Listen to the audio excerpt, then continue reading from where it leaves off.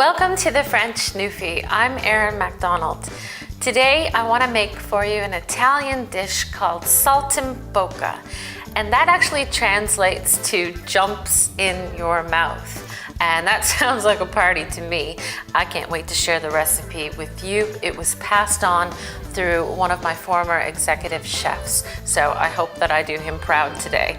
So I'm gonna start off with the sage. And the way that I was taught or told to make the saltimbocca was to place the sage leaves down on the prosciutto and onto the veal, just like so. And after playing around with it a couple of times, I like to actually chop up my sage. So there's a little newfie twist that we're gonna put on it today. And so I'm gonna get all my little sage leaves and line them up just like a little cigar. And I wanna take the stem off. So just a couple more and line it up. Sage is so beautiful and fragrant and elegant. I love the perfume smell that comes from sage. So we're just gonna stack it up, like I said, like a little cigar, and roll it. And now take my knife and I'm going to chop it. Well, chiffonade is what it's called, is the French culinary term for the chop that I'm doing. And chiffon means ribbon, actually, in French. So that's what we're trying to achieve here.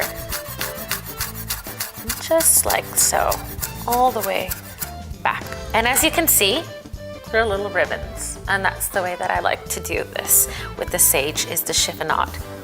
Perfect. So put this here, just get my knife out of the way. Now we're gonna bring on to my board the veal, and this is a beautiful veal cutlet.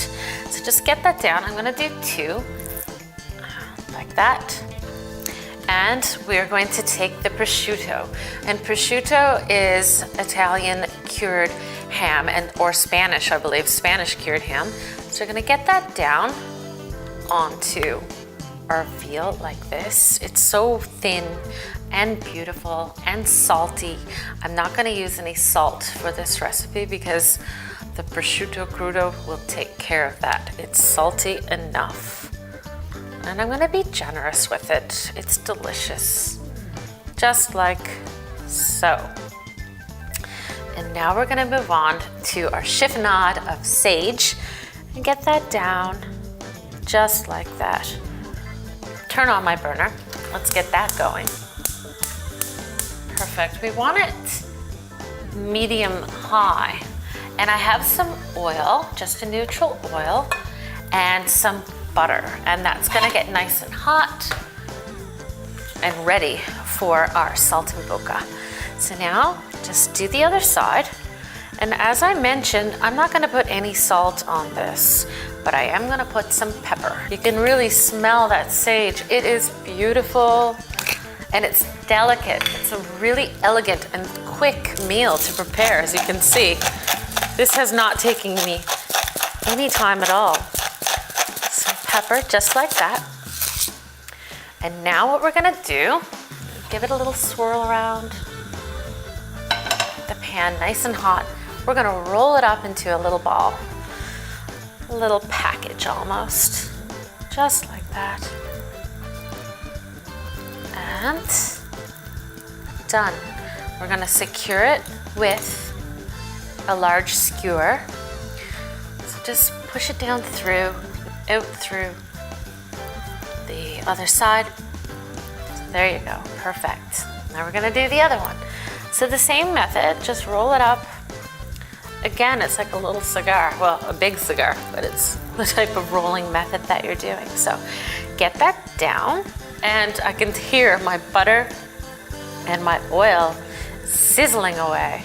So that's getting really nice. Give it a swirl so that the butter incorporates with the oil. The oil helps the butter not to burn. Perfect. And then before we get it into the pan, the oil and the butter, we want to take our saltimbocca little rolls and just dust them lightly with some flour. So just like this, roll them over. Perfect. That's gonna help with the browning and the color. And just give it a little pat to get off any excess. We don't want too much flour. It's not meant to be breaded. Just gonna give it a nice little coating, like so. Perfect. And again, just dust it. This is not going to take any time in the pan. My pan is really hot.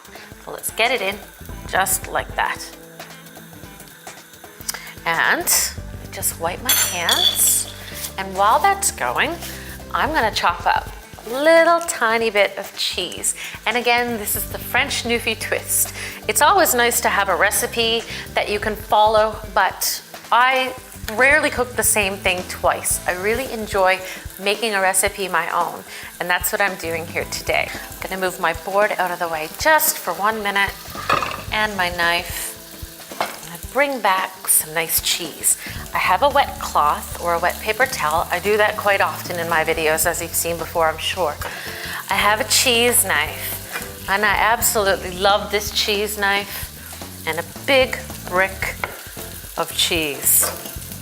I'm gonna just take this down onto my board.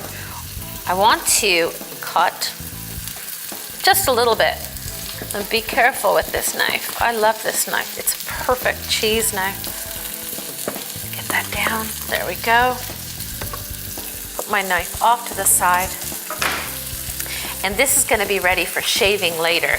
I have my cute little shaver that's gonna go down over the Saltimbocca. It's gonna be buttery and delicious.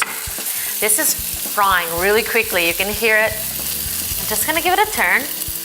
And you can see the flour is helping it to color. And that's what we want. We want some nice color. It's gonna help with the color, the taste, the flavor. It's gonna leave some bits on the bottom of the pan that we are going to be deglazing. Because it is veal, it doesn't need to go for very long. I like to have my beef, say medium rare to rare. Sometimes I'm in the mood for blue rare. And so the same concept with veal. I want my veal to also cook up inside. And I don't always have lids for my pans, but what you can do is simply use the lid that you have for your pots. So I have one here. I'm gonna turn it down just a little tiny bit. We can see that it's smoking. You always wanna keep an eye on your pans. You don't want anything to burn, especially with this beautiful, delicate veal Saltimbocca. Put the cap that I have, the cover down over it, and it's gonna ensure that the inside cooks as well as the outside. While I'm waiting on that, I am gonna shave down a couple of pieces of my cheese and have that ready.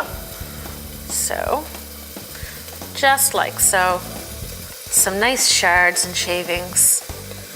It's gonna be really pretty and add a little bit of extra richness and butteriness on top of my veal Saltimbocca here today, just like that. We're gonna move it back now again, and I'm gonna check on my Saltimbocca. See how that's doing. Oh yeah, it's coming along beautiful. Turn it again. Try to get all sides. Look at that color. It is beautiful. Oh my gosh. You wouldn't be able to achieve that if you didn't dust it in the flour, which is what I did first. So don't skip that part of the process. Just a couple more minutes. Now I'm going to add my white wine. And you want to use a dry white wine. I prefer dry over sweet. Again, it's personal preference. So we're going to add that. And as we add it, I'm going to put the lid back on. Perfect. It's very loud. That's what you want. It's gonna deglaze all the bits, those brown bits on the bottom of the pan. We wanna get that all up. We're not wasting any flavor here today. And now I'm gonna get my plate back over into the center. I would recommend perhaps trying something different. Try it with maybe pasta as a side dish. All right. Perfect. It smells amazing. That waft is to die for. So now it is finished. I'm just gonna put it onto the plate. Very pretty and elegant. Just a couple of ingredients. It didn't take much at all. This is your Saltimbocca. Swirl it around. The color of this juice is almost the color of like veal itself before we cooked it. It's got a really nice rosé color on it. Turn off my flame.